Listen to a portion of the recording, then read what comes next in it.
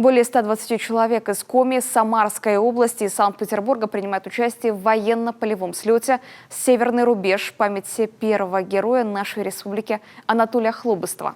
На полигоне «Легион» под Ухтой юноармейцы под руководством инструкторов изучают основы военного дела, медицину, тактику ведения стрелкового боя, учатся управлять дронами.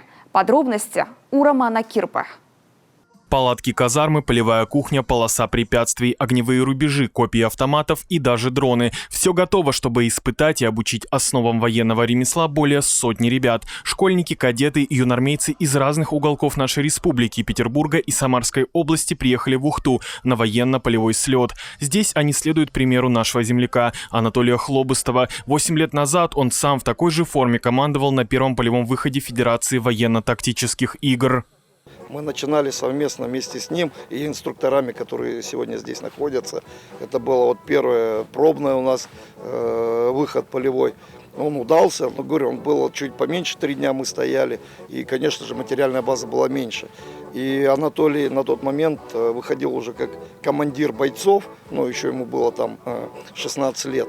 Вот. И с того времени каждый полевой лагерь мы нарабатывали практику, и сейчас вот все, что наработали, все, что самое лучшее взяли и вложили вот в этот слет.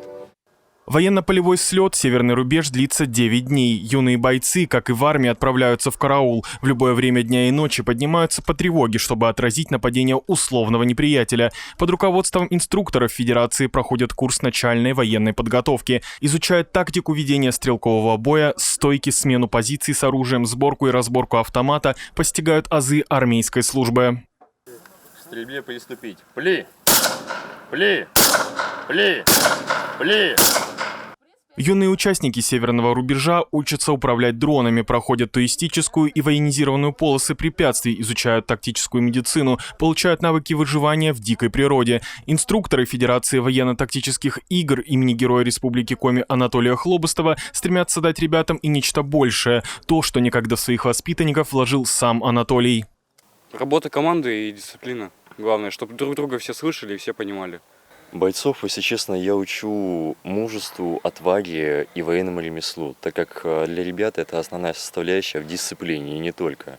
Так как, возможно, будущие наши подростки, мужики, скорее всего, отправятся на военное дело, то есть они поступят в военные вузы или подобное. Ну или же просто, когда отправятся на военную службу, они будут иметь хорошую подготовку. Научить работать в команде и не бояться сложностей – вот сверхзадача, которая стоит перед продолжателями дела Анатолия Хлобыстова. «Северный рубеж» – это и дань памяти нашему герою, который самоотверженно выполнял воинский долг и пал на поле боя. Дело Анатолия живет. Это очень здорово, это самое главное. Он вложил в это душу, в это дело, в вас всех. Мы всегда его будем помнить. Ребят, а вы все, как я вам уже неоднократно говорил, вы все пример для подрастающей молодежи, так как Анатолий был примером для вас. Вы должны быть похожими на Анатолия. Вы слышали, как сегодня про него все, что рассказывали, кем он был. Я надеюсь, что вы такими же и будете. Не надеюсь, а уверен в том, что вы такими будете. Потому что вы опора наша, вы будущее нашей России. Масштабный военно-полевой слет памяти первого героя Республики Коми Анатолия Хлобыстова получил поддержку Фонда президентских грантов, а также был рекомендован к поддержке главой Республики Коми. После июльского слета уже в сентябре юные бойцы продолжат осваивать азы военного ремесла в зале, будут отрабатывать полученные знания, выезжая на полигон, а через год соберутся вновь на полигоне «Легион» в формате состязаний показать, чему научились за время подготовки. Роман Кирпа, Павел Лагутин, телеканал Юрган, Ухта.